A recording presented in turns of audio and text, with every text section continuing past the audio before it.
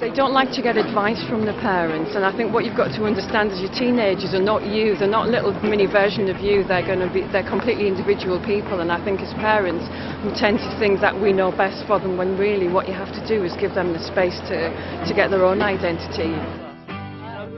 Handling teenagers is all about change. It's a transition period really, because children are growing up, they want more independence, and they want to try out and take risks and do all sorts of different things, and probably things that we don't really want them to do.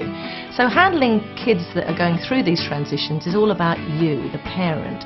You can't say to them, follow, like when you was a kid, your parents was strict, they will never listen to you. So if you want them to respect you, you should respect them. They do gain a lot of independence, and they need that independence and that little bit of space to grow. The first thing that parents will notice will be the physical changes, and then along with those go a lot of emotional changes. So they'll start to become sensitive about comments on their appearance, maybe argumentative. There are these huge hormonal changes at the onset of puberty, and it was originally thought that the hormonal changes trigger changes in mood and personality and behaviour. But what we now know is that it's not just changes in hormones that cause these personality changes, it's also because the brain is undergoing a lot of change during that period of life.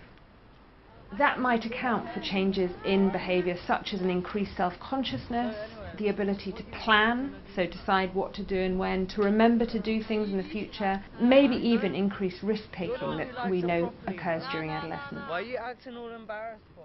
The peer group starts to become really important, because your child as a teenager begins to look for an identity which is very much related to who their friends are. I try not to be too strict. I let her, make her own choices, and try to be like an advisor more than a governor.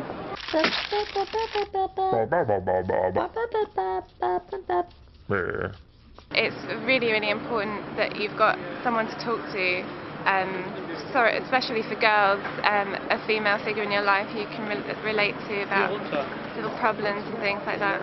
They're learning to want to be active in the world, and it's very interesting because they will challenge your values. If you're religious, they probably go non-religious. If you are non-religious, they'll probably go religious. That's the nature of teenagers, to sort of explore who they are.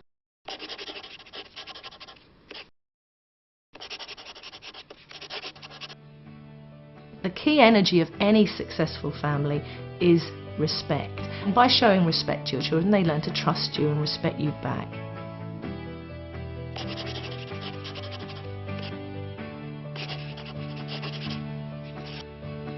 A new person is developing here, and you need to recognize and be in touch with this new person, this teenager.